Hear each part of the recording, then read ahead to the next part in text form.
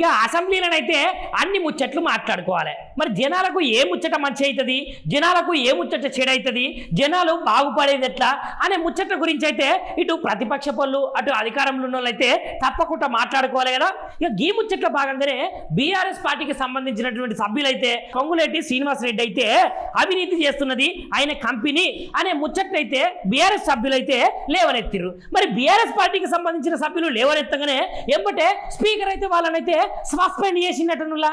ఇది ఎక్కడి చిత్రం చెప్పుర్రి.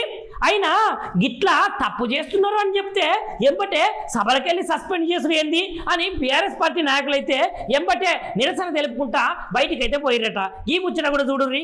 సస్పెండ్ చేస్తారా, అవినీతిని ప్రశ్నిస్తే సస్పెండ్ చేస్తారా, అవినీతిని నిలదీస్తే సస్పెండ్ చేస్తారా, అవినీతిని నిలదీస్తే సస్పెండ్ చేస్తారా, అవినీతిని నిలదీస్తే సస్పెండ్ చేస్తారా, అవినీతిని ప్రశ్నిస్తే సస్పెండ్ చేస్తారా, అక్రమార్కులను బర్తరఫ్ చేయమంటే మమ్మల్ని సస్పెండ్ చేస్తారా, అక్రమార్కులను బర్తరఫ్ చేయమంటే మమ్మల్ని సస్పెండ్ చేస్తారా, అవినీతికి పాల్పడ్డ మంత్రిని బర్తరఫ్ చేయమంటే మమ్మల్ని సస్పెండ్ చేస్తారా, అవినీతికి పాల్పడ్డ మంత్రిని బర్తరఫ్ చేయమంటే సస్పెండ్ చేస్తారా, అవినీతికి పాల్పడ్డ మంత్రికి బర్తరఫ్ చేయమంటే సస్పెండ్ చేస్తారా, అవినీతికి పాల్పడ్డ మంత్రిని బర్తరఫ్ చేయమంటే సస్పెండ్ చేస్తారా, అవినీతికి పాల్పడ్డ మంత్రిని బర్తరఫ్ చేయమంటే సస్పెండ్ చేస్తారా.